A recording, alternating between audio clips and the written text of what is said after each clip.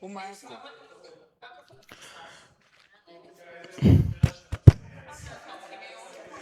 Boa noite, gente. Boa noite, pessoal.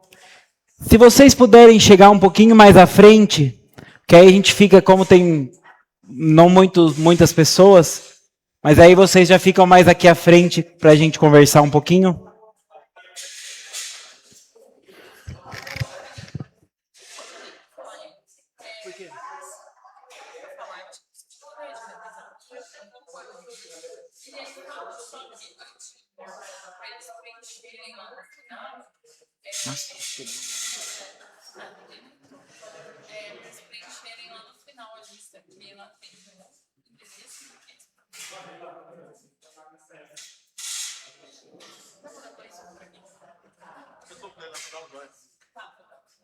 Oh, se precisar, pode dar um. O Gui,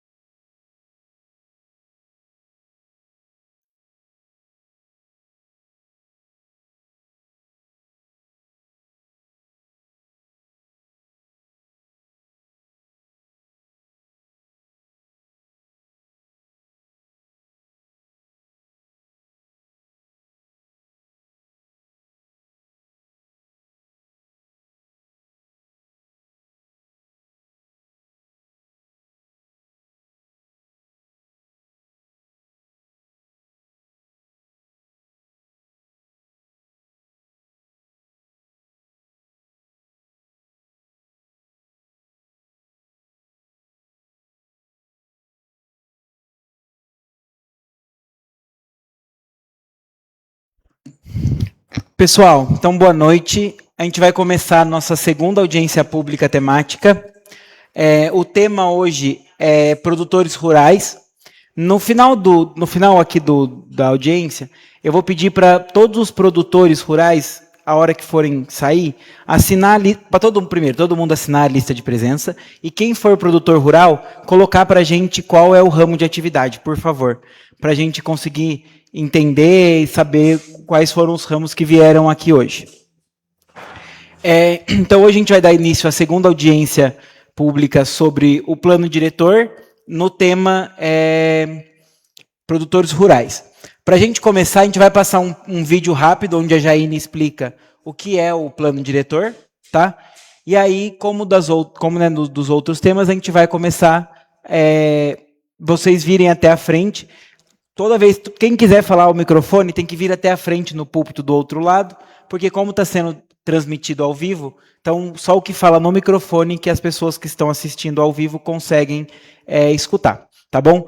A gente vai abrir depois a palavra, e aí é para vocês falarem as dores de vocês, tá? Porque hoje, até esse primeiro semestre do plano, é para a gente escutar o que, quais mecanismos o poder público tem que fazer para poder ajudar vocês enquanto ramo de atividade de vocês. Então, assim, para falar todas as dores. Meu ramo é estufa e a minha dor é a estrada, o nosso maior problema é isso, aquilo outro. Então, a gente já vai falar um pouquinho do que é o plano diretor e depois a gente abre aí para começar vocês falarem um pouquinho.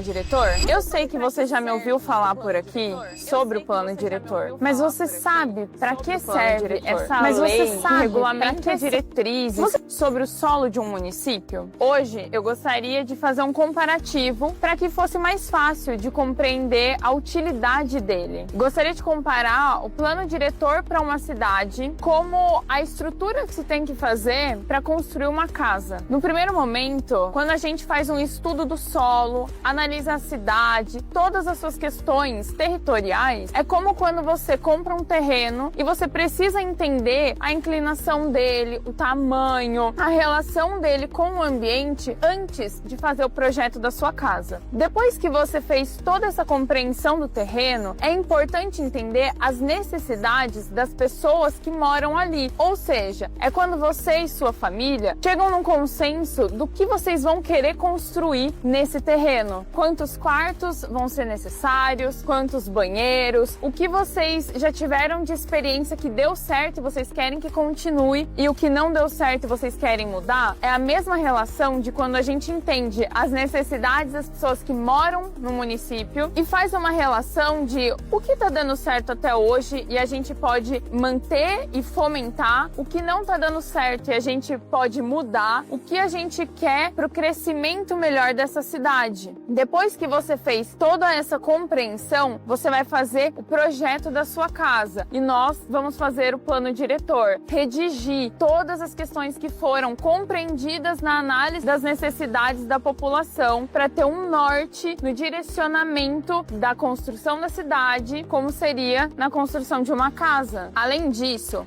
depois que o plano estiver pronto, ele não vai ser fixo para sempre. Ele vai receber manutenções de tempos em tempos, tal qual uma casa precisa receber manutenções e se readequar às necessidades das pessoas que ali moram. Ou seja, o plano diretor, ele vai ser aprovado segundo as necessidades de agora, pensando no futuro, mas de tempos em tempos ele vai ser revisto e novamente será analisado as necessidades daquele momento do município, pensando sempre no futuro que se deseja. Se você ainda tem mais alguma dúvida sobre o que é ou para que serve o plano diretor, mande uma mensagem pra gente, ou na DM do nosso Instagram, ou deixe um comentário aqui embaixo.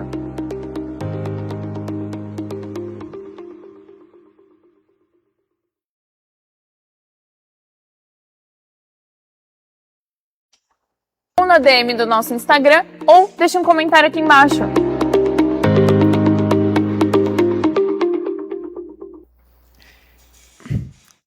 Então, esse vídeo explica bem o que é o plano diretor. E agora a gente queria, então, abrir a palavra para vocês, né, que são produtores rurais, para vocês falarem as dores, falarem para a gente os locais que são os maiores aglomerados de produção rural, quais são os problemas que vocês enfrentam enquanto produtores rurais, que o poder público pode ajudar a sanar, a mitigar, né, ou talvez sanar mesmo, com o plano diretor, o que vocês esperam do plano diretor para ajudar a facilitar a vida de vocês, que são produtores rurais. Então é isso que a gente espera hoje, tá?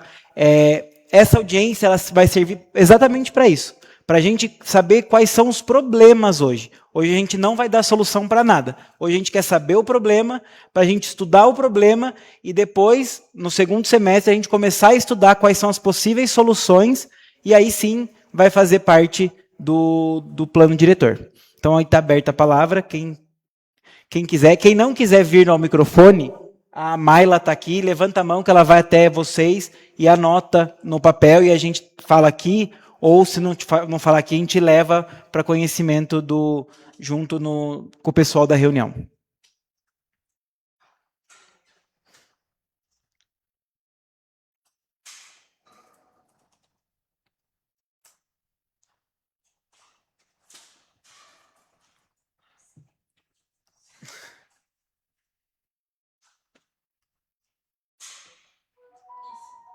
Tá ligado?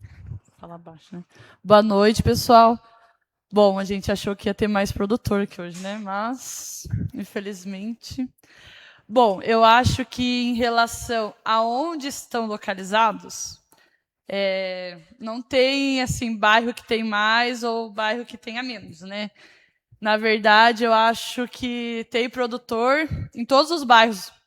todos os bairros, produtor que está bem na divisa já, né, de município mesmo. Então, essa relação, eu acho que a gente só vai ter... Eu acho que a Casa da Agricultura deve ter alguns dados, porque a gente tem cadastro, né? Mas eu acho que para saber onde estão esses produtores e o que eles produzem, na maioria das vezes vai ter que ir na zona rural mesmo. Porque a gente tem bastante produção orgânica, né? Então, tem bastante lugar. Em questão à necessidade, o principal ponto é a estrada. Não tem o que fazer. Para se produzir e para poder, né, fazer a distribuição dos produtos, para que a zona rural volte a funcionar como era antes, né, a gente tem que ter estrada boa. E eu acho que daí vai das duas partes, né? Prefeitura ajuda com estrada, mas eu acho que o produtor também tem que ajudar liberando terreno para ter saída de água, porque senão não tem como se arrumar estrada. Então, tem muito isso. Tem muito município, tem muito bairro que, com o tempo, foram se criando vilas, né? Então, são estradas pequenas que tem que ser abertas para a prefeitura poder mexer. Então, a população que está naquele lugar tem também que estar a par disso para poder melhorar. Outra coisa é rede de energia elétrica. Tem que ter uma conversa com a Eletro e fazer uma limpeza de rede, porque a gente está num bairro menor, que a gente já teve muito problema com energia elétrica, bairro dos Limas, onde fica a Miraplast ali. Então, a gente teve muito problema com rede. A gente produz semente para sacata, pimentão, morango. Então, aí... E a gente teve muito problema com essa falta de luz, qualquer vento que dava. Então, a gente começou a conversar direto com o pessoal e começou a fazer limpeza e para poder melhorar. Então, eu acho que essa parte de energia elétrica. Outra coisa que ia favorecer muito a zona rural é internet, né? Eu acho que a gente tem bastante ponto que não tem nem acesso à internet. Então, não sei se tem como fazer um consórcio com a prefeitura, alguma coisa para ajudar, porque, querendo ou não, hoje é o maior meio de comunicação, né? Muito por rede social, e muitos produtores vendem produtos, então a gente precisa que revendas venham fazer entrega. Então, por isso que a gente fala muito também de estrada, porque, dependendo da estrada, a revenda não chega. Acho que são alguns pontos principais. E a Casa da Agricultura funcionar, gente. Porque eu nem sei quando foi que a Casa da Agricultura funcionou de verdade. Isso daí é um ponto dolorido, é um ponto difícil, eu sei disso, mas vamos supor, a gente tem o Senar em Joanópolis, né? E o Senar faz muito curso aqui. Então, a gente podia ter... Aí tem curso que a gente precisa de trator, então podia ter uma junção entre a prefeitura e o Senar para essas, vamos supor, eu estou fazendo um curso em uma propriedade. Para o produtor dali não precisar pagar aquela hora de trator, porque é um curso voltado para a população, né, gratuito, então, que já favorece. Outra coisa, na hora que o produtor foi lá fazer requisito de maquinário, ver mesmo a necessidade daquele produtor. Porque o que acontece? Tem produtor que tem muito trator e vai lá e aluga maquinário. Gente, primeiro vamos favorecer aquele que precisa. Sabe? Então, vamos favorecer o pequeno, médio produtor que está precisando e depois a gente vai favorecer aquele que já tem.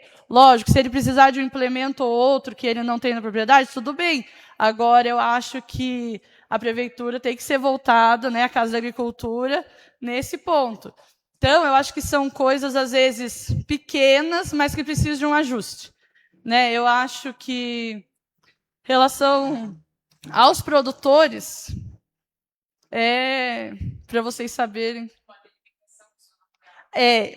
Isso mesmo, delimitar a zona rural, gente. Não é que a gente é chato e que a gente não quer expansão urbana, não é isso. Mas a gente vai viver do quê? Joanópolis é um território, né, vasto, quando você vai para a zona rural, a gente tem muita estrada de terra, né, muita zona rural. Só que até quando? Entendeu? Eu crio gado. Hoje você não acha pasto para arrendar mais. Quem quer criar gado já consegue, já tem esse problema. Então, áreas antes cultivadas, hoje já estão virando Eu não digo nem expansão urbanas, porque tem umas áreas que já estão bem afastadas, né, da área de expansão urbana, mas que já estão sendo visadas como áreas de loteamento. Então, eu acho que a gente tem que delimitar, não por não querer que o município cresça, não por isso, mas qual é a capacidade do município para isso? Como que vai ser a parte de rede de esgoto? Entendeu? Como que vai ser a parte ambiental? Então, é mais por essa questão.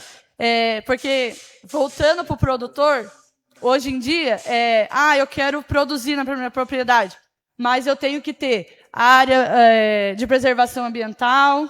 Se eu for usar água, eu tenho que ter um documento para mim fazer o uso de água. Então, eu tenho tudo isso. E como que é isso voltado para os loteamentos? Porque é simples, eu compro um terreno e todo mundo começa a fazer fossa séptica. Todo mundo começa a fazer. Até que ponto vai isso na zona rural? Então, na verdade, não é não expandir, mas é ter uma estrutura muito bem feita para que essa expansão chegue lá na zona rural e não cause problema. Porque eu estou lá há muito tempo. E daí eu tenho minha produção. Aí começa a ter esse aumento em volta, só que não tem um equilíbrio. E é muito assim, ó, gente. A gente está lá há mais tempo e a gente produz. Aí começa a se vender lotes em volta. Aqueles que chegaram vão ter mais benefícios do que a gente. Porque eu não quero maquinário andando na estrada, porque está acabando da estrada. Porque eu não quero caminhão carregando gado, carregando verdura, tal horário, porque está atrapalhando. Final de semana vocês não podem trabalhar. O produtor não tem final de semana. É o dia que tem. Então, você tem que fazer entrega, você vai trabalhar final de semana, domingo, feriado. Então, é muito por isso, sabe? É uma boa vizinhança, assim, mas, na verdade, acaba sendo mais para eles do que para a gente, assim, quando começa essa expansão, sem ter um limite, na verdade. Então, é legal aumentar, é legal o desenvolvimento do município, é legal, mas eu acho que a gente tem que ter um limite ali e saber como que isso vai ser, né? Tem gente aqui que... A maioria dos produtores são filhos de Joanópolis, né? Família está aqui. Então, é muito difícil. E hoje você vai para a zona rural, o pessoal está vindo embora da zona rural para a cidade. Mas por que está vindo embora da zona rural para a cidade, né? Então, a gente tem que ver o que está acontecendo. E em relação, Wellington, que você falou na última vez, sobre emprego em Joanópolis. Na verdade, não é que Joanópolis não quer dar emprego para a população. É que a população não quer trabalhar aqui. A gente traz 2 vezes por ano cerca de 50, 60 pessoas do Piauí para trabalhar aqui. Porque a gente não acha ninguém para trabalhar aqui. E não é que o salário é ruim. É porque não quer trabalhar de final de semana, não quer trabalhar dependendo do horário. E isso a gente vê no turismo.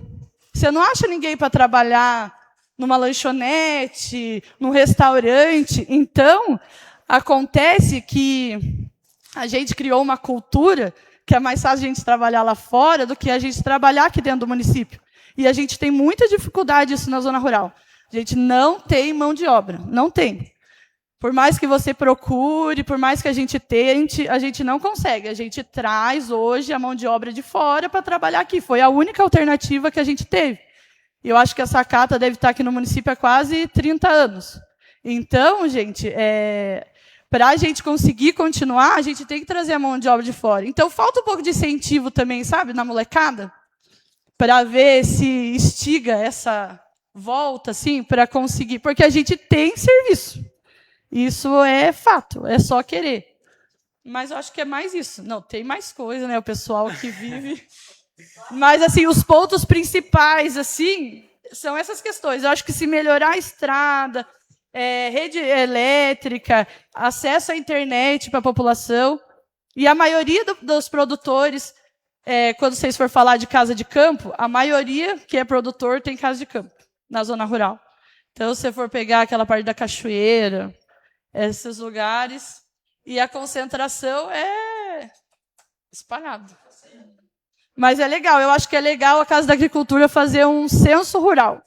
Porque faz muito tempo que ninguém vai na zona rural saber o que se produz, o que se ganha, onde trabalha e o que se faz. Muito tempo, eu acho. E a gente produz muita coisa que nem se faz conta. É isso, gente.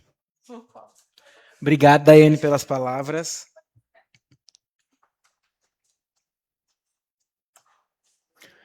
Mais alguém, gente?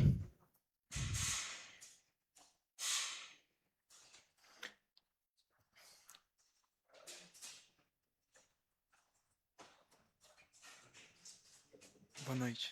Obrigado. Fala pessoal, boa noite a todos, feliz de ver que vocês estão participando aqui hoje, boa noite aí o pessoal da prefeitura que está nos auxiliando aqui, parabéns Jane pelo vídeo, ficou bem explicativo, acho que hoje ficou bem didático para o pessoal. Até na semana passada, até quero pedir desculpa para a Jaine, não sei se me expressei mal, é que na semana passada tinha algumas pessoas que não sabiam o que era plano diretor. Eu falei, viu, a gente teria que começar pelo início, né, falando o que é o plano diretor antes de aprofundar nas dores e sentir quais são as dores da população. Bom, eu não sou produtor rural, mas eu tenho as dores da administração pública que traz o peso do que o produtor rural sofre, na verdade. E o primeiro ponto que eu deixei até anotado, essa questão principal que eu acho que é as estradas. De fato, isso é inegável, o maior problema hoje que a gente tem não só das ruas, como as estradas. O quê? Para escoamento, acesso aos turistas, tudo mais. Só que a gente vê isso daí, que no caso é uma via de mão dupla, porque a gente vê joga muita responsabilidade no poder executivo, no poder público, né? E pouca responsabilidade para o próprio proprietário das terras. Por exemplo, um caso que é muito sério aqui em Joanópolis. Hoje, qualquer pessoa pega e abre uma estrada, por exemplo, na entrada do seu sítio ali, de qualquer forma, não importa a saída da água, não se preocupa em colocar uma tubulação, tudo mais. Do jeito que a água vem da chuva, vai para a estrada, acaba com todo o serviço que o pessoal fez da garagem e tudo mais, e isso cria um vasto problema aqui para a gente. E falam, mas a responsabilidade é da prefeitura. E não é. Esse é um pequeno trato que o próprio proprietário tem que ter e isso tem que se tornar lei. Você vai abrir uma estrada ali, o mínimo que você pode fazer é um acesso digno, que tenha ali o escoamento de água para que essa água não afete a estrada, porque isso se torna um grande problema, e isso não é um problema que é só na zona rural, gente, também no perímetro urbano. Por exemplo aqui, o que acontece muito aqui na cidade? O pessoal tem a mania, o quê? Do nada ele rebaixa a guia e faz uma rampinha ali de concreto. O que acontece? A água desvia nessa rampa porque ele não coloca um cano e vai para a rua. Vai para a rua, arranca todo o calçamento, assim, vários problemas como a gente sabe que tem na cidade toda. Então, acho que esse é um problema que a gente deveria avaliar, o que a gente precisa determinar. O que é a obrigação da prefeitura e o que é a obrigação do proprietário. Porque a gente delegar toda essa responsabilidade para o poder público não vai ter braço para fazer isso.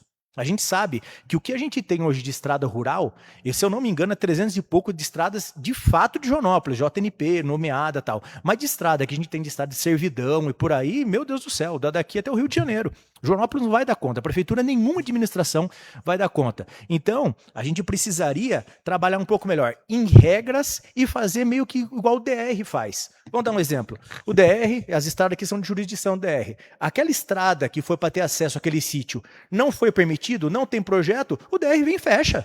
Pronto, acabou. Não vai ter mais estrada aqui. Ah, mas não, tem que fazer projeto. Você vai ter que fazer um acesso, porque senão vai prejudicar o acesso de outras pessoas. Esse é um pequeno exemplo que eu acho que eu poderia estar trazendo aqui no problema de estradas.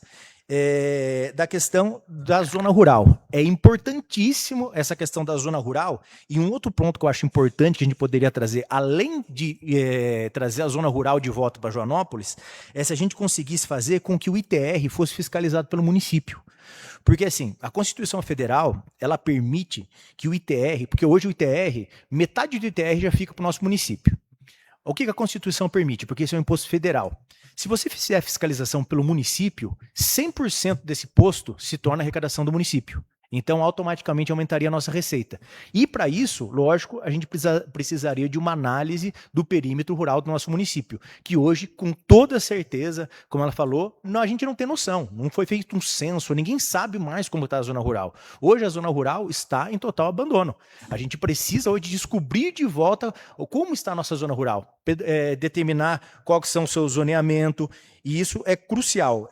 O que mais que eu tinha separado aqui para falar? A questão, até que a gente estava falando da questão de emprego na semana passada. Quando a gente fala hoje da zona rural, ou melhor, a gente fala de Joanópolis, um ponto que eu sempre bato nessa tecla.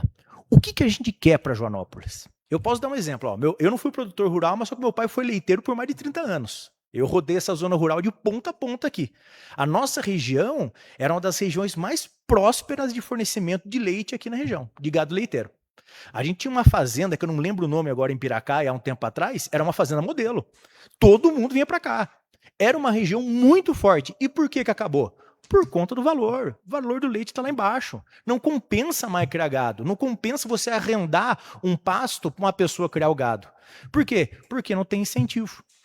Então, se a gente for pensar, hoje a gente quer de volta que as pessoas criem gado aqui na região, a gente sabe que não é gado para corte, a gente sabe que é gado leiteiro, por causa de ser uma região montanhosa.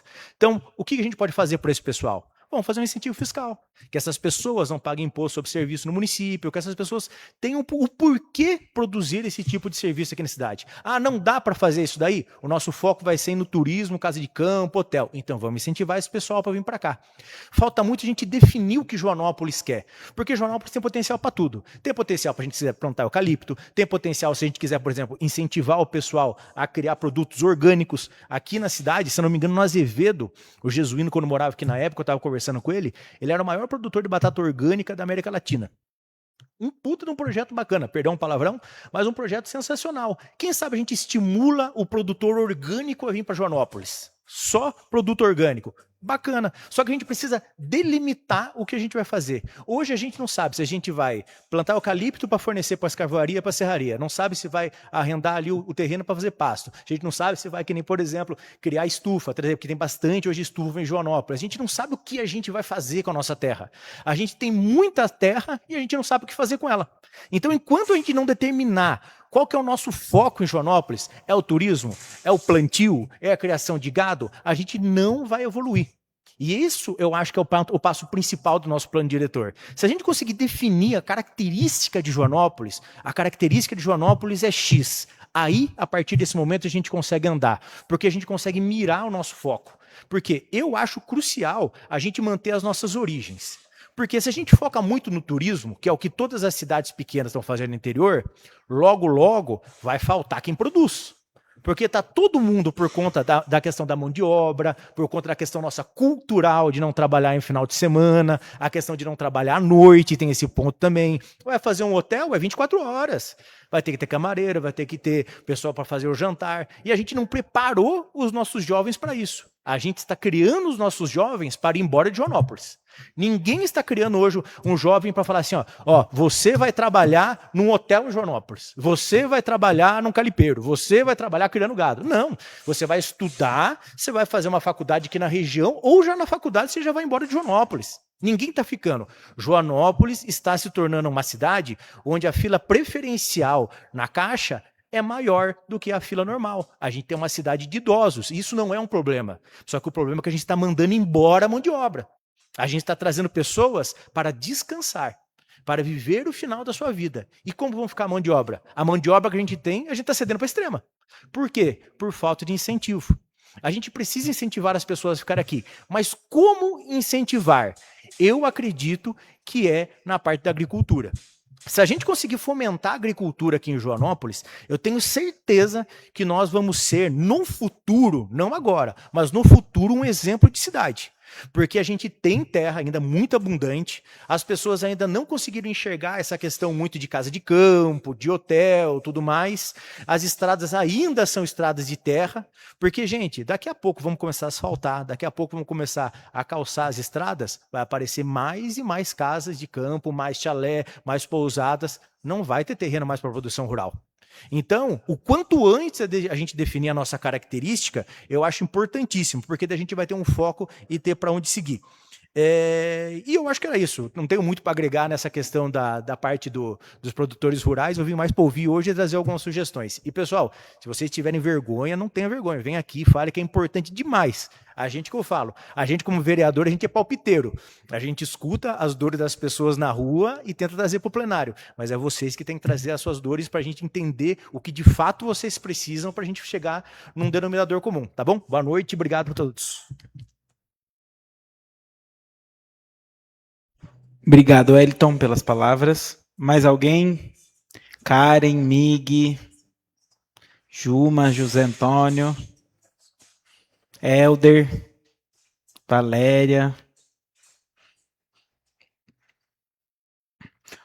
só um pouquinho, antes do Mig começar, gente, a gente tem um roteirinho aqui com algumas perguntas. A Daiane acabou respondendo 90% das perguntas, só numa parte ali que a gente é a questão da formalidade do emprego dentro do produtor rural. Que depois, se alguém puder falar um pouquinho disso, que a gente não tem muita noção disso. Se os empregos são formais ou informais. Desculpa, Mig.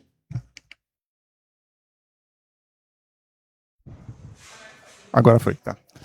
Bom, para quem não me conhece, eu sou o Marcelo Mig, sou frequentador de Joanópolis há 40 anos, morador há uns 6, no bairro da Lagoa. E eu sou produtor rural, até eu me surpreendi. Eu sou produtor rural, meu KNAI sou produtor de florestas. E eu acho que isso é uma questão que também, quando a gente pensa em agricultura, a gente pensa mais em coisas comestíveis.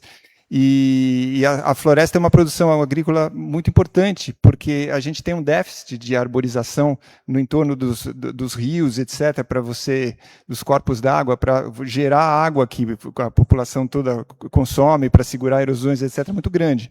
E eu planto, então, há 40 anos espécies nativas, e agora estou adensando as florestas que eu planto com palmeira jussara, que também é uma plantação muito importante, porque é uma espécie em extinção, e ela, normalmente as pessoas conhecem como palmito, mas o que eu pretendo divulgar e defender cada vez mais é que ela seja usada, a polpa da jussara, como se usa o açaí, e você não precisa derrubar a árvore, matar a árvore para ter um alimento, e sim você tem um outro alimento que mantém a árvore de pé e ainda tem sementes para gerar mais outras palmeiras. Bom, com essa pequena introdução, eu queria dar só um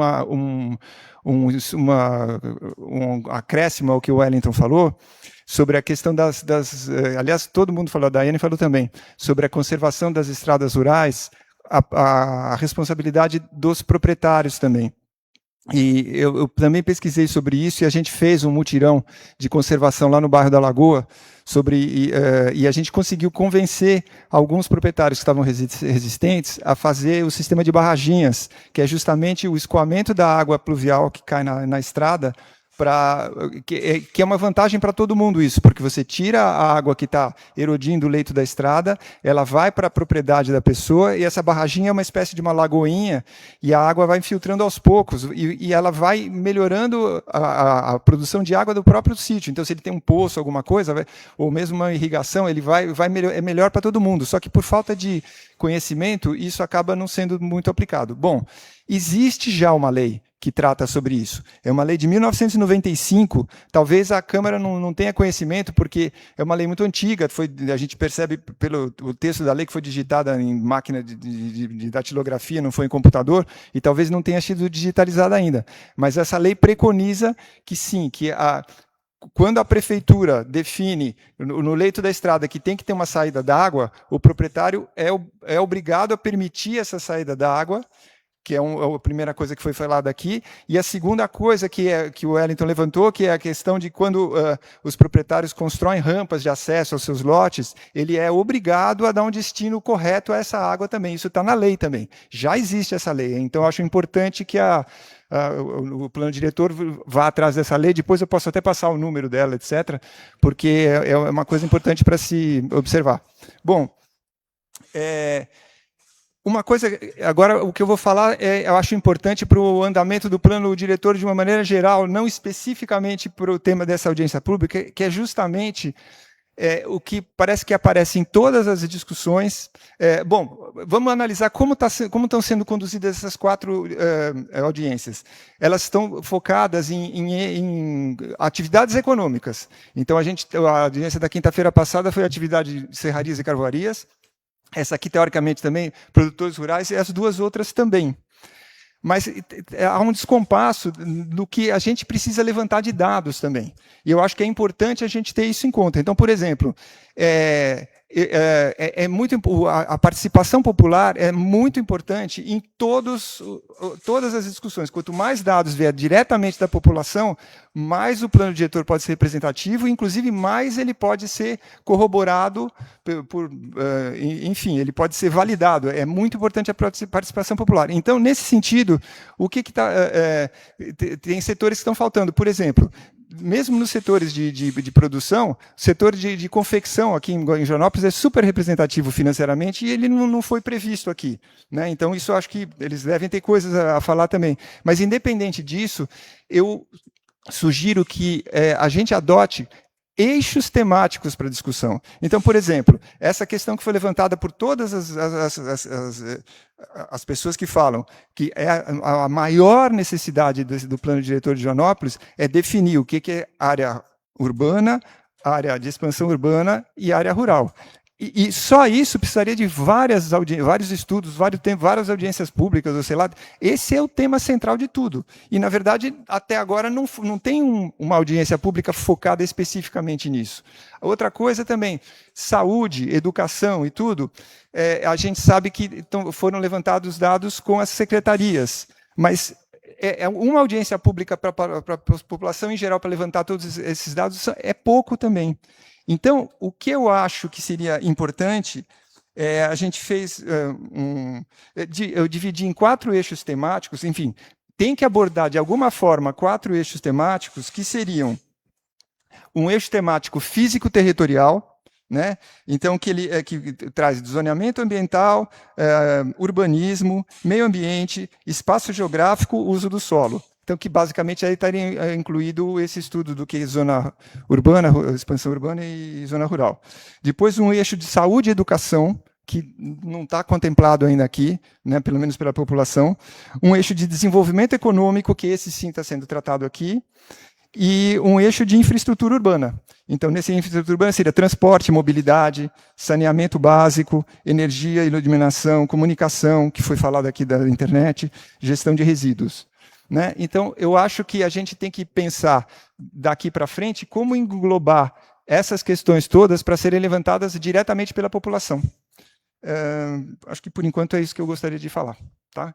Não, lembrei de outra coisa. Eu sinto falta no grupo de acompanhamento, e não só no grupo de acompanhamento, mas para a população em geral, de tudo que já está andando e que seja de documentação, apareça lá. Então, por exemplo, eu queria saber, para entender melhor qual é o cronograma do plano diretor, eu queria ver o contrato que foi firmado entre a prefeitura e a empresa que é hiperambiental que está fazendo o plano. Esse dado deveria ser público, mas eu entrei em um requerimento na prefeitura para disponibilizar, mas disponibilizar para mim. Eu acho que não, esse dado tem que ser público para que todas as pessoas possam entender melhor o que tem que ser feito. Né? Então, enfim, se eu receber, eu vou até falar, pedir para disponibilizar para todo mundo, que eu acho super importante. E tinha uma outra coisa aqui que eu ia falar. Bom, por enquanto é isso. Se for o caso, eu levanto e falo de novo. Obrigado. Lembrei. Sim. Então, por exemplo, a reunião passada, eu sei que ela foi gravada e provavelmente está disponibilizada enquanto vídeo. Mas eu vejo que você está anotando várias coisas, que ótimo. Mas esse resumo todo, ou enfim, o que foi a essência da reunião, seria ótimo que fosse disponibilizada num Google Docs, pelo menos para a comissão de acompanhamento, ou talvez para a população toda, para entender, daquela reunião, se você quiser, você vê as 2 horas de reunião, sei lá, mas o resumo que saiu é isso, porque daí a população vai poder criticar e falar, é isso mesmo, eu estou representado aí. Não, ficou faltando fazer isso. Para mesmo quem não estava presente na reunião poder contribuir posteriormente. Tá bom? Obrigado.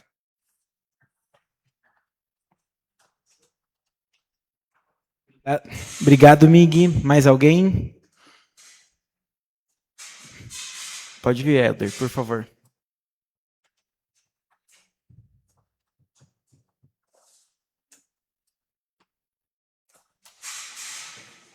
Tem que apertar aqui.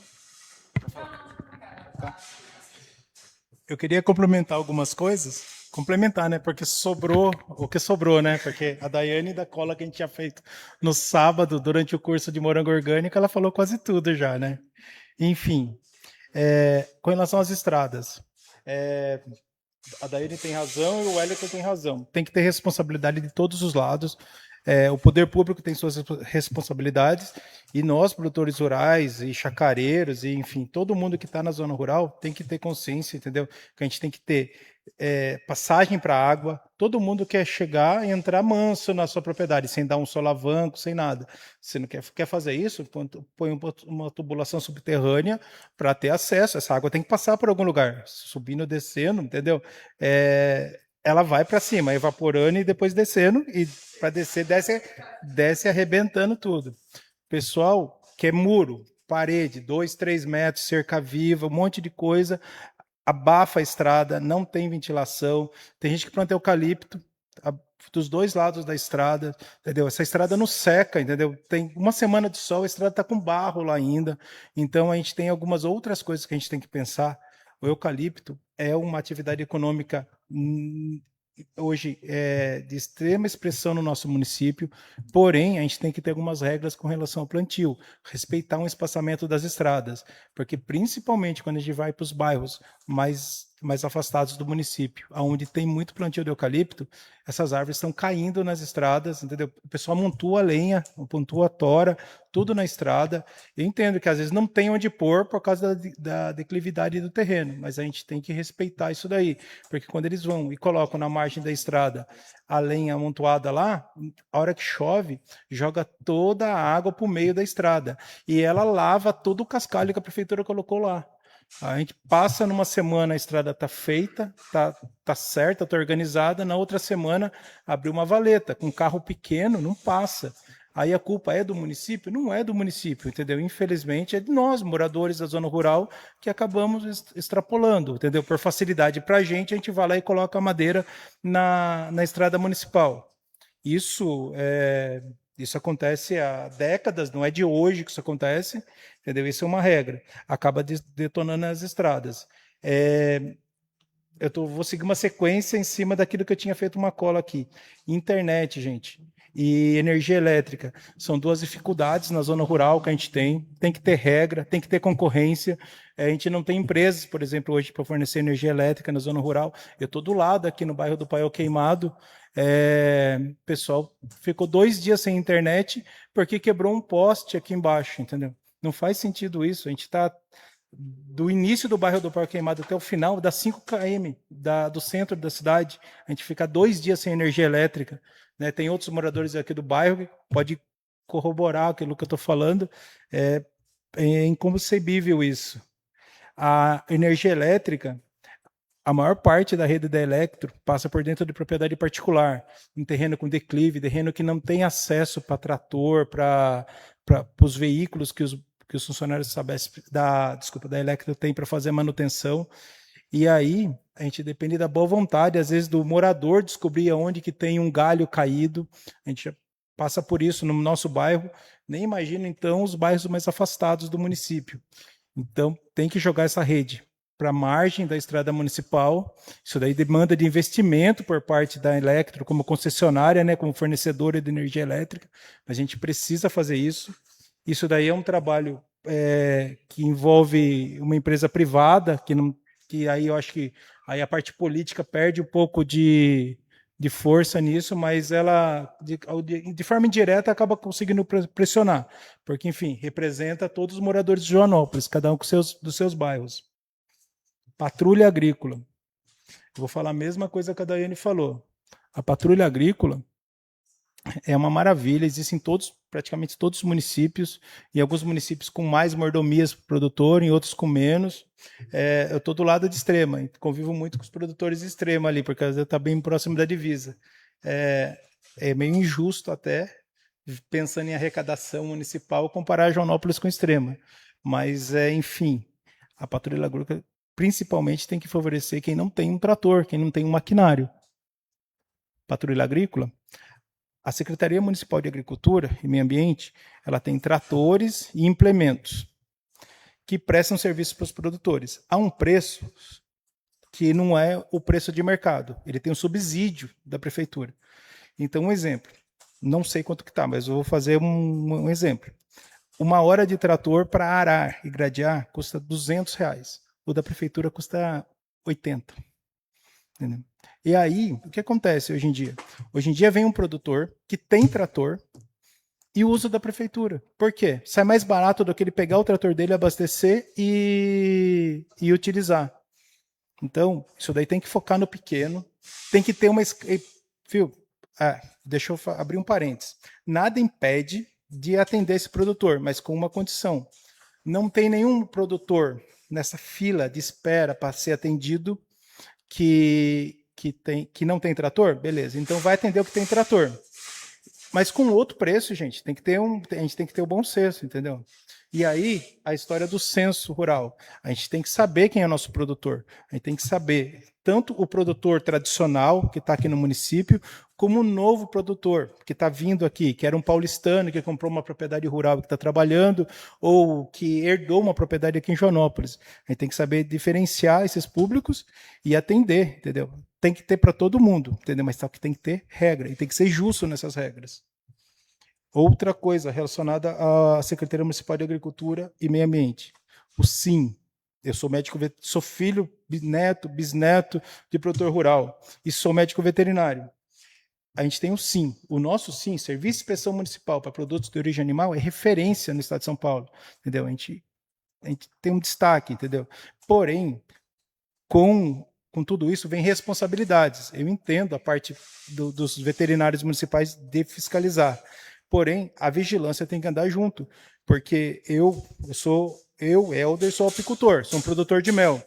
Eu não consigo concorrer com o clandestino, entendeu? Porque eu tenho que pagar por essa fiscalização, tem um custo, tem alvará da prefeitura, tem um monte de outras taxas, que eu não vou detalhar tudo aqui, mas se precisar, eu faço um relatório disso, depois apresento para vocês.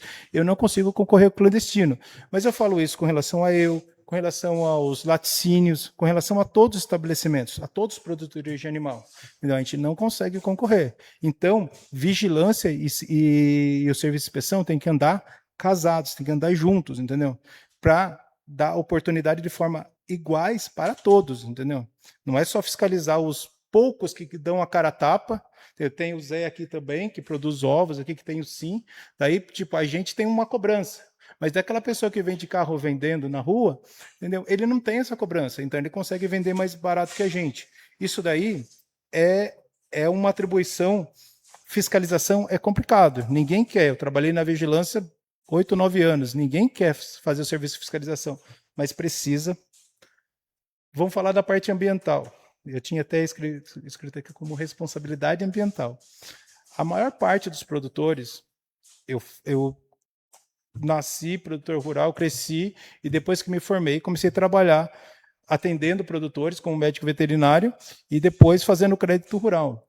Impressionante. A maior parte dos produtores tem APP cercada, tem área de reservas maiores que os 20% que a legislação diz que eles têm que ter, considerando que aqui em Joanópolis a maior parte é pequeno produtor. Tudo isso, gente, tem que ter valor. Aquela terra, pensando hoje que a terra aqui está super valorizada por causa da especulação imobiliária, a nossa terra que está lá parada, lá com mata, a nossa nascente que está cercada lá, tudo isso, a gente tem que ser reconhecido por isso. De forma legal, a gente deveria receber por isso. Existe o produtor de águas, mas, por exemplo, comparando com o Extrema, o valor que é pago aqui é ridículo, entendeu? Então, a gente tem que pensar em buscar recursos públicos, estaduais, federais, não importa de onde, ou de empresas aí, dos grandes poluidores, para pagar para esse produtor. E começar no pequeno produtor. Por exemplo, nos serviços ambientais que tem tido aqui, o ano passado eu trabalhei durante 6 meses para a prefeitura. E uma das coisas que eu fiz foi fiscalizar parte desses serviços que foram executados por algumas empresas que foram contratadas até numa data anterior. Impressionante. Tem barraginha que foi colocada em propriedade que não tem construção, que não existe casa. A barraginha está na sombra de árvore, lá encostado, lá. Entendeu? E aí o produtor tradicional, o produtor que mora aqui, hoje muitos ainda têm fossa negra, usa o quê? Não usa nada, não teve acesso a esses serviços. Agora, não teve acesso a esse serviço porque ele não foi oferecido para ele esse serviço? Boa pergunta. A gente não sabe. Muitos deles nem sabe que existe isso daí. Então, qual que é o papel, por exemplo, dos técnicos da Casa da Agricultura, do serviço público? apresentar o que tem, e não só apresentar, como ir de propriedade em propriedade muitas vezes. Eu já fiz isso como técnico. Quando começou o programa Protetor de Águas, eu ia de propriedade em propriedade oferecendo o serviço para os produtores. A gente tem que oferecer, mostrar a vantagem disso. Entendeu? Às vezes é um pouco cansativo para o técnico, é um pouco trabalhoso, às vezes a gente vai atrasar o horário de almoço, a gente tem que buscar o filho na escola, a gente tem um monte de outras coisas, estou falando como técnico, mas a gente tem que, às vezes, se doar, o funcionário público, entendeu? A gente tem que apresentar essas opções que o produtor tem. Turismo rural. Joanópolis é referência no turismo rural, principalmente usando recurso público para construir casas de campo, chalés, camping, acesso que eu digo estrada, enfim, toda essa infraestrutura. Joanópolis, o maior agente financeiro que é o Banco do Brasil, a gente é referência no Brasil nisso. Não sei se vocês sabiam disso, gente. A gente tem que mostrar o nosso valor, fazer o Estado ver a gente, fazer a União ver a gente, ver todo mundo ver aquilo que a gente está fazendo de diferente. Entendeu? Mas a gente precisa crescer com regras, entendeu? Essas casas têm que ter planta, eu acho, tem que ter habites, entendeu? Elas têm que ter regras de quantidade de pessoas, som, a prefeitura tem que saber onde existem essas casas, entendeu? Tem tantas casas no bairro do Paiol Queimado, no Cancã, na Estrada dos Pretos, bairro por bairro, saber quem é o dono, quem é o responsável, se acontecer algum acidente, se acontecer alguma perturbação por causa de silêncio, a prefeitura tem que saber, a defesa civil tem que saber se aconteceu um acidente, enfim, essas casas têm que estar cadastradas, entendeu? Não significa necessariamente que elas vão ter que pagar algum tributo. Existem regras básicas para aprovar uma planta, habites, esse tipo de coisa, entendeu? Mas, enfim, isso daí a gente tem que existir e tem que crescer de forma sustentável. Feira do Produtor Rural. Hoje a Feira do Produtor Rural, tá aqui o seu Marcos, a dona Rita, que faz parte também, né? Lá na frente do Banco do Brasil. Hoje em dia a gente compete com carro lá. Os caras param o carro encostando na barraca, que o cliente que está lá comprando a gente não consegue, para passar ele tem que dar a volta por trás do carro, porque as pessoas não respeitam. Para a gente descarregar a mercadoria, eu fui multado 3 vezes já, por descarregar a mercadoria do outro lado, entendeu? Eu perdi o bônus do seguro por causa de 2 multas que eu levei no intervalo de 60 dias por causa disso. É injusto isso, gente. Essa situação não faz sentido. Entendeu? A gente está dando vida para aquela praça, porque o que tem lá durante a semana? Entendeu? Agora, vamos reativar? Eu estou dentro, entendeu? Vamos. A gente puxa mais produtor ainda, entendeu? Mas a gente tem que ser valorizado, tem que ser respeitado. Seguindo a sequência da produção, merenda escolar. A impressão que eu tenho é que, às vezes, o produtor que não é de Joanópolis, historicamente, eu comecei a fornecer para merenda escolar em 2017, se eu não estiver enganado. Historicamente, a impressão que eu tenho é que, às vezes, o que não é filho da terra, o cara que não é produtor aqui de Joanópolis, parece que tem prioridade. Não faz sentido isso. A gente tem merenda escolar, a gente tem PAA, a gente tem venda direta, a gente tem várias políticas públicas onde o poder público compra o alimento, compra a verdura, hortaliça, enfim, produzida pelo produtor rural, e ou usa para merenda escolar, ou usa para assistência social, para repasse direto.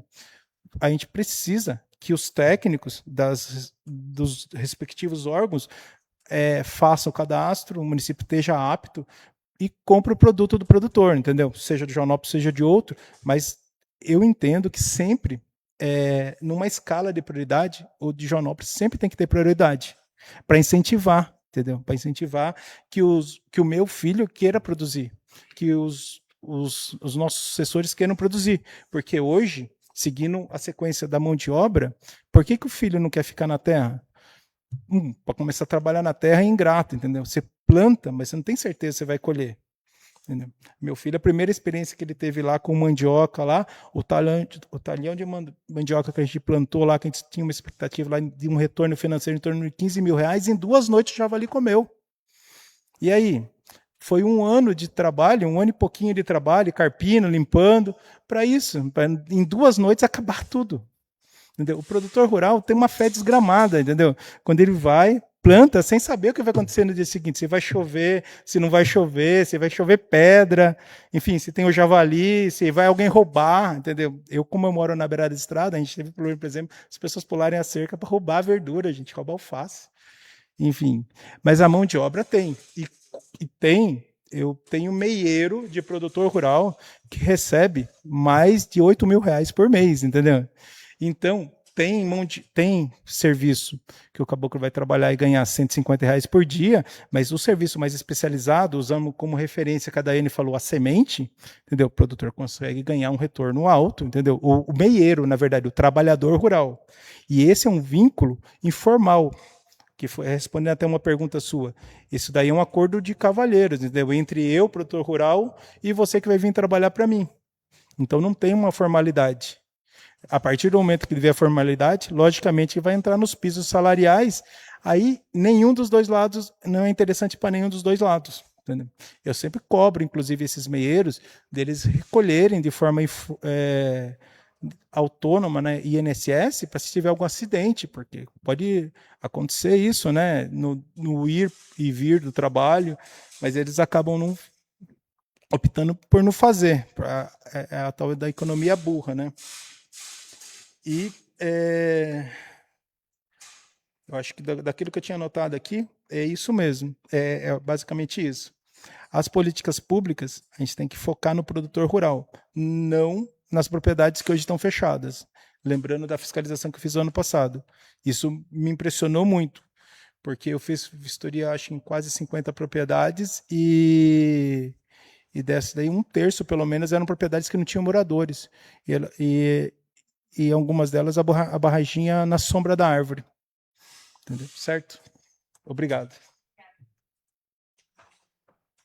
Obrigado, Helder. Mais alguém, gente?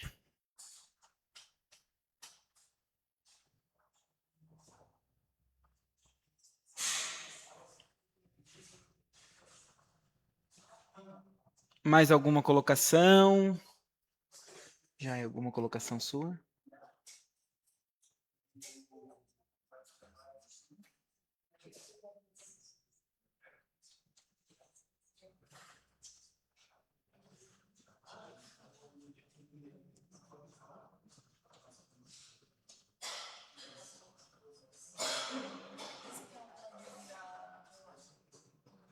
O Gui, alguma dúvida online aí?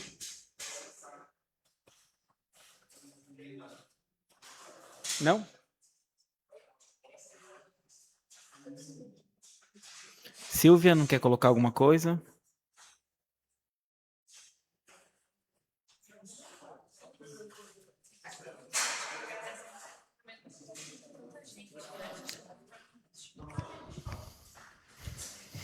Vai lá, Daiane.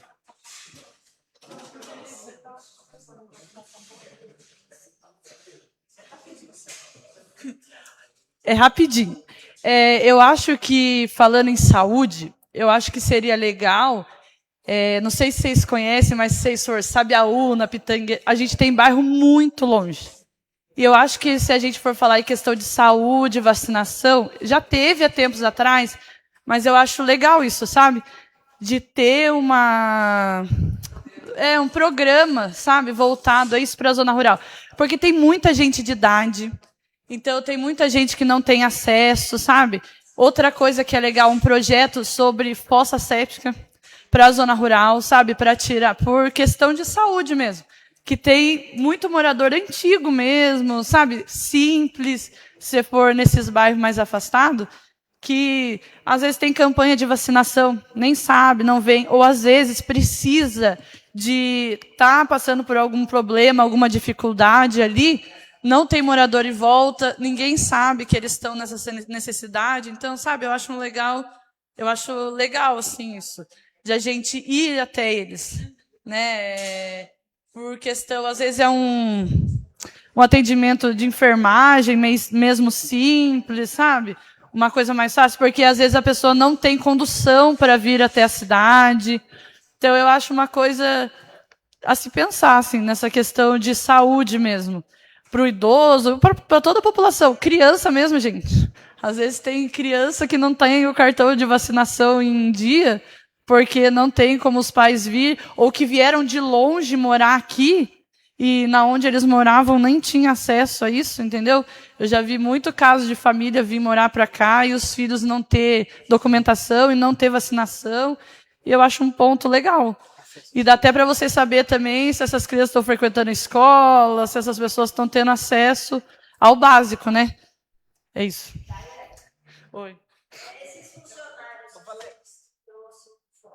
Valéria, você consegue falar no microfone? Porque senão as pessoas não vão entender o que está acontecendo. Por favor.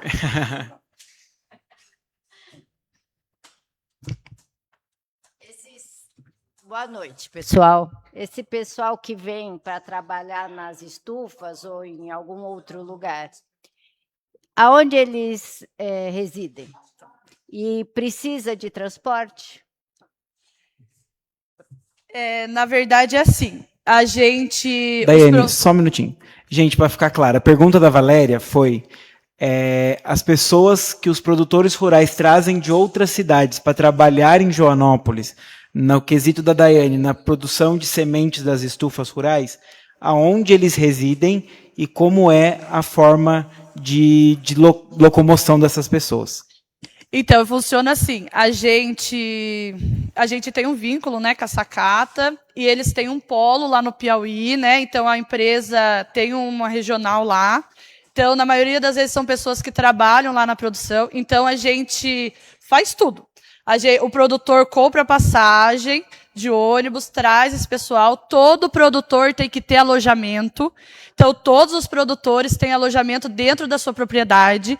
Se o alojamento for longe das estufas onde esse pessoal vai trabalhar, a gente tem que ter carro para transportar. Eles são responsabilidade nossa. Então, a gente vai pagar o salário, a gente vai dar alimentação, moradia, e se ele precisar se locomover, a gente locomove. Se eles precisarem vir para a cidade, comprar alguma coisa, a gente traz. Então, é assim que funciona. Quando alguns vêm e ficam para cá, não voltam, daí é por conta deles. Aí eles acabam arrumando um lugar para morar, e daí eles vão se mantendo. Mas a gente também, muitos produtores também têm casas e têm funcionários fixos. Muitos produtores dão moradia para esses funcionários também que ficam aqui. Mas esses que vêm são 2 vezes no ano, né? Então é por safra, né? Então a safra de agora, do começo do ano, e a safra que acontece ali a partir de metade de setembro. Então a gente traz eles, a gente fornece tudo e a gente paga passagem de vinda e de ida. Tudo por conta dos produtores mesmo.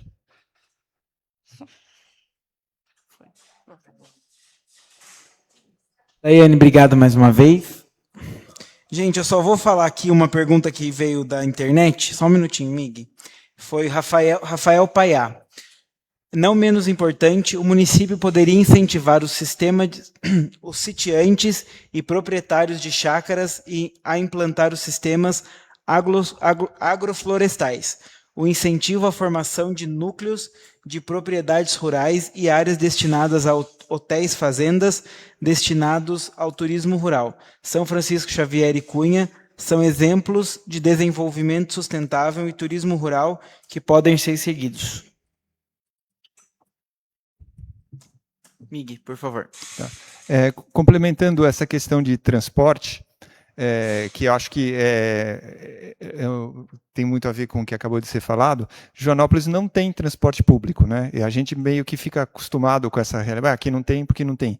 Mas isso é um problema muito sério, porque muitas, como eu estava falando, a questão de pessoas que moram longe, elas acabam afastadas do pouco de serviços, de campanha de vacinação, como a Daiane levantou e tudo, porque não tem transporte público, elas não têm como vir para cá. Recentemente, até um funcionário do meu sítio, ele resolveu ir embora porque ele não tem veículo e ele morava longe da cidade, ele não conseguia fazer compras, não queria fazer e acabou saindo de lá. Então, eu acho que, pelo que eu saiba, existe uma aviação, que chama Aviação Aparecida, que é de Bragança, que algum tempo atrás, alguns anos atrás, ela ganhou uma licitação em Bragança, mas que obrigava ela a fazer uma conexão com Joanópolis também. Isso, pelo que eu soube, ela alegava que era deficitário e tudo, mas fazia parte de todo um pacote que, enfim, ela ganhou a licitação, ela tinha que servir a região que dava lucro e a contrapartida é que ela tinha que vir para Joanópolis. Ela parou de vir para cá, ninguém reclamou sobre isso, ela passou aí só até o Monte das Oliveiras. Não sei se ela vai só até o Guaraiúva, continua indo até os Montes das Oliveiras, mas o fato é que Joanópolis não tem conexão nem com os bairros, nem com as cidades vizinhas, não tem como ir para Extrema de ônibus, não tem, tem um ônibus que vai para Piracaia por dia, não tem nenhum ônibus urbano que faça uma circular que passe pelos bairros, enfim, pegue num horário inicial de turno de trabalho e volta para o começo. Isso é um daqueles 4 eixos temáticos que eu propus, né, de mobilidade urbana e rural também. Eu acho que isso é um ponto muito importante a ser debatido, que a impressão que eu tenho é que todo mundo meio que está acomodado. Tipo, não tem, porque a cidade é pequena, tal, mas eu acho que é um ponto muito sério, porque isso iria, enfim, é muito importante. E outra coisa também, que relacionado com o que foi falado aqui, o alcance do plano diretor e tudo para pessoas que moram mais distantemente, que não acessam o Facebook da prefeitura ou coisa assim. Eu sei que a Joanópolis tem uma rádio comunitária e a prefeitura, então não é diretamente relacionado ao plano diretor, mas a divulgação do plano diretor como um todo. A prefeitura tem horários, de acordo com o contrato de funcionamento dessa rádio comunitária, a prefeitura tem direito a horários para passar a mensagem que ela quiser nessa rádio comunitária. Então, eu acho que seria super importante, como medida complementar, fazer spots explicando, convocando para as audiências, explicando o que é plano diretor e tudo mais. Isso tinha que começar amanhã, assim, porque isso é bem importante. Tá? Obrigado. Vou desligar aqui. Obrigado, Mig. Dudu, por favor.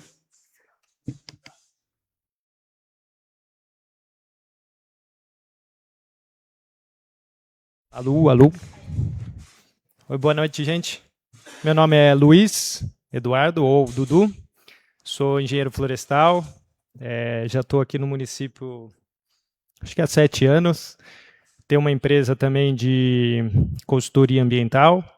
E acho que eu queria trazer primeiro, né, a questão em relação... É uma crítica construtiva, tá?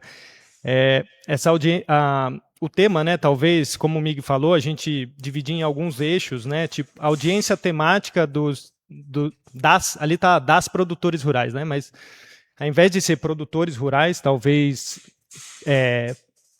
mencionar como proprietário rural, né, não como produtores rurais, porque hoje em dia, de fato, a produção caiu muito, muita gente migrou da produção para a questão de Airbnb, enfim, de lazer, então, para a gente conseguir abarcar o maior número de pessoas possíveis nessa audiência, né?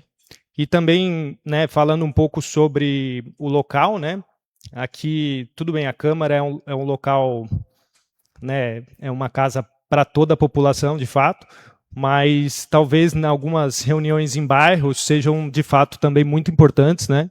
Por exemplo, na Cachoeira dos Pretos, eu acredito que seja um local bem apropriado para ter uma reunião também, né? Para a gente conseguir agregar o maior número de pessoas e pessoas das áreas rurais mesmo, né? Talvez comércio e serviço tenha que ser feito aqui mesmo, mas quando a gente fala da população rural, a gente tem que ir até eles, né?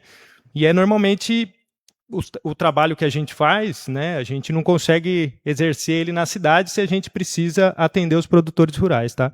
É só essa questão que eu queria falar, né, no começo.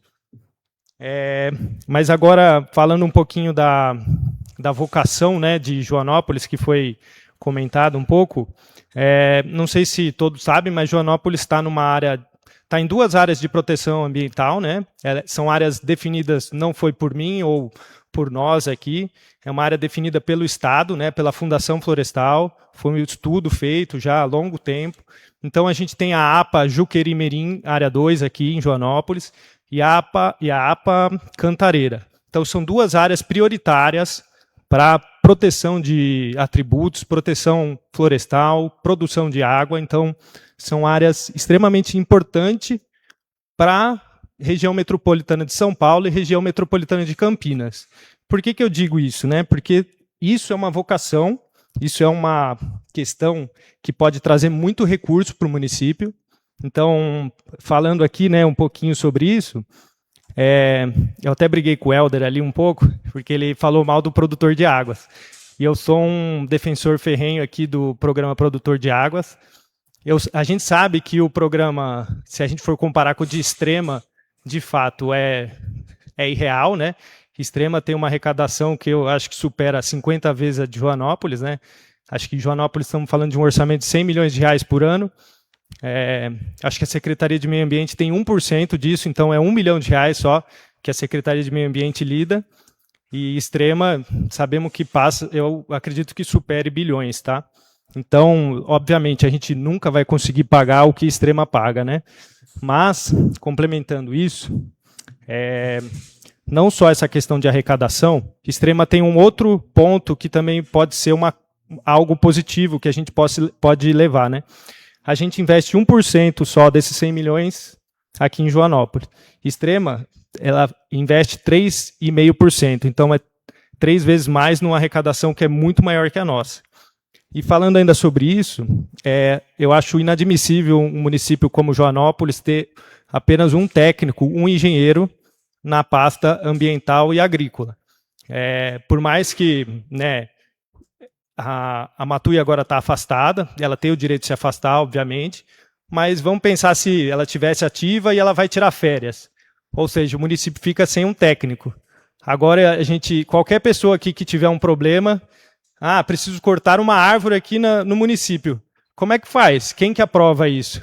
E tem uma lei que trava, né, o corte da árvore, obviamente, né, por questões óbvias, porque precisa de um técnico para aprovar. Sem esse técnico, como que a gente faz? Então, acredito que isso também seja uma crítica tanto para o executivo quanto para o legislativo, tá? Porque seria ideal que a gente conseguisse recurso para contratar mais um técnico ou mais 2, enfim, quantos forem necessários. E indo nessa mesma orientação, a gente tem uma ausência quase completa de extensão rural no nosso município, né? A gente, na questão agrícola, aí, a gente não tem orientação quase, né? Obviamente, a gente tem a CAT, tem bastante veterinários no município, mas não temos um engenheiro agrícola, né? Um agrônomo, enfim, recomendação de adubação, recomendação de vários tipos, né, de ações que a gente pode tomar na área rural, a gente não tem por parte do executivo, tá? Então, essa é mais uma questão aí que eu acredito que seja crucial, que a gente pode trabalhar em cima, né? E ainda complementando, sobre a briga que eu tive com o Helder ali rapidamente, Joanópolis já tem esse programa Produtor de Água de Joanópolis, ele é um programa já consolidado, a gente tem 72 proprietários inscritos. Ele falou sobre 2 fossas biodigestoras que estão encostadas, mas essas fossas até hoje não foram pagas, tá? Então, a empresa que foi contratada, ela não recebeu por essas fossas.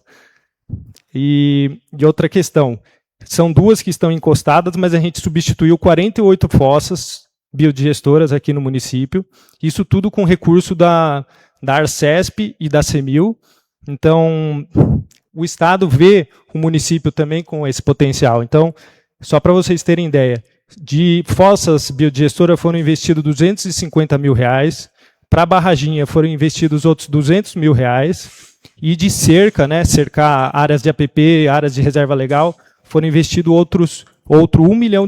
Então, é um recurso muito bom para o município, é uma vocação que pode existir, e agora nesse ano de 2024, de 26 a 29, o município vai receber outros R$800 mil da agência PCJ para pagamentos por serviços ambientais. Então, seguindo o que o Wellington falou aí, comentou sobre dar subsídio aos produtores rurais que fazem boas ações, a gente vai pagar nesse ano 30 hectares de pastejo rotacionado. Então, o produtor que fizer o pasto com piquete, aquele pasto que não é degradado, ele vai receber um valor para conservar esse pasto.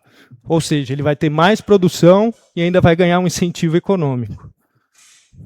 Ainda, que mais?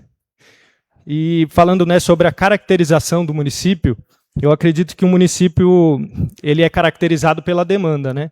Então, a partir do momento que a gente tem uma demanda de conservação, de turismo ecológico, turismo rural, é que a gente consegue moldar, criar políticas públicas para fazer isso acontecer, né? E, para finalizar, que eu tinha colocado tanta coisa aqui, mas acho que eu não vou tomar tanto tempo aqui, essa questão aí da secretaria, né? A secretaria, de fato, ela precisa estar muito bem estruturada para conseguir captar recurso, porque existem recursos, como eu comentei.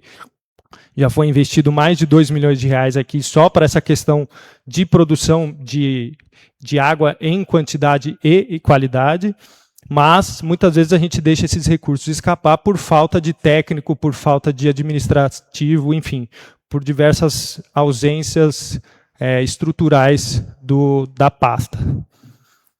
Tá bom? Acho que era isso.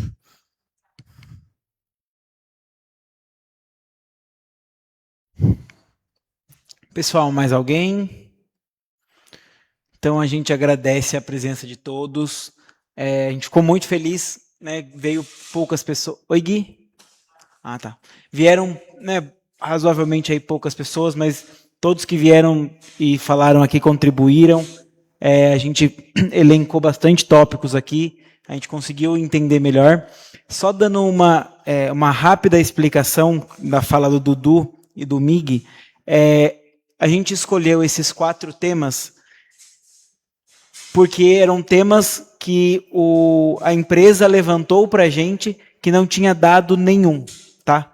Então, esse primeiro semestre do plano diretor foi realmente para pegar, a empresa pegou tudo que tinha de dados dentro da prefeitura e que eles conseguiram coletar junto ao Estado, junto à nação, em plataformas governamentais, não governamentais. E aí esses temas foram temas que eles nos questionaram e a gente ficou olhando um para a cara do outro, eu com a Jaine, e falamos, a gente também não sabe. Então, para a gente conseguir passar informação para eles, pro diagnóstico, então nós resolvemos fazer esses temas para a gente conseguir as informações, e aí no segundo instante aí do plano diretor, que é no segundo semestre, que ele vai ser mais trabalhoso, vão ter mais audiências, e aí a gente vai trazer já dados compilados. Porque quando a gente fala, por exemplo, de planejamento urbano, planejamento territorial, se a gente não tiver um mapa de delimitação para a gente riscar a 4 mãos, é muito difícil de estar aqui falando, e a gente não ter base, né? Então, foram por isso que foram escolhidos esses temas e foram por isso que foram colocados agora. Então, a gente está buscando dados mesmos reais. Então, como você falou, a gente tem muita produção aqui, né, muitas fábricas de costura. Porém, as fábricas de costura, aproximadamente 85% são regulares e cadastradas. Então, isso a gente tem base de dados para conseguir mandar para a empresa. Tá? A gente gerou dados ali e conseguiu mandar. Mas, assim, serrarias, nós temos aí aproximadamente 200. E nós temos apenas 12 informadas que existem à prefeitura e apenas uma 100% regular. Então, a gente não tem como mandar para ele dados. Produtores rurais, como a Daiane muito bem falou, o Helder muito bem falou, não existe material digital disso na secretaria. Então, não tem um censo rural na secretaria que a gente conseguisse mandar. Dizem as pessoas que trabalham lá há mais tempo que existe um censo rural de papel que deve estar em algum lugar. Mas aonde? E a gente também não tinha esse dado. Casa de campo, que é um dos... É o próximo item, já casa de campo também está dentro dos comércios, né? Que a gente vai chamar as casas de campo. Casas de campo a gente não tem nem histórico de quantidade. O Leonardo está tentando a passos vagarosos conseguir o cadastro das casas rurais, nas casas de campo, e a gente não tem. Então, tem muita coisa no município que a gente precisa de informação, que a gente não tem, que nós estamos tentando fazer com essas microaudiências públicas, né? Que aí muitas pessoas, mas a empresa foi contratada, por que a empresa não está fazendo? Porque nós precisamos passar esses dados. Quando a gente fez o termo de referência, a gente tinha dados que seriam entregues à empresa, que nós estamos tendo que produzir os dados para também passar para a empresa. E todo o roteiro de como está sendo conduzida a reunião está sendo feita pela empresa, porque também nós não somos... somos técnicos da área, mas não somos especialistas e fazemos isso Sempre. Então, assim, a gente agradece a colocação de vocês, tá? A Jaine já anotou como uma regra, pode ser que no próximo semestre a gente faça os 4 eixos, que seriam 4 eixos bem legais. Eu imagino que as reuniões desses 4 eixos vão ser bastante extensas e bastante acaloradas, porque vão ser eixos que vão nortear bastante coisa, mas respondendo só o porquê que foram essas 4, foi porque a gente precisava mesmo coletar dados. E aí estamos felizes porque as 2 reuniões que já fizemos, conseguimos coletar dados que vão ajudar muito na concepção do plano diretor. Então, gente, é isso. Uma boa noite a todos. Obrigado pela presença de todos. Obrigado pelo tempo de vocês, né, disponíveis para isso. Espero que na próxima reunião de produtores rurais, que aí vão vir com algumas sugestões, vocês estejam com a gente de novo. E não esqueçam, da hora da saída, de assinar lá para a gente o documento lá de presença. Obrigado, boa noite.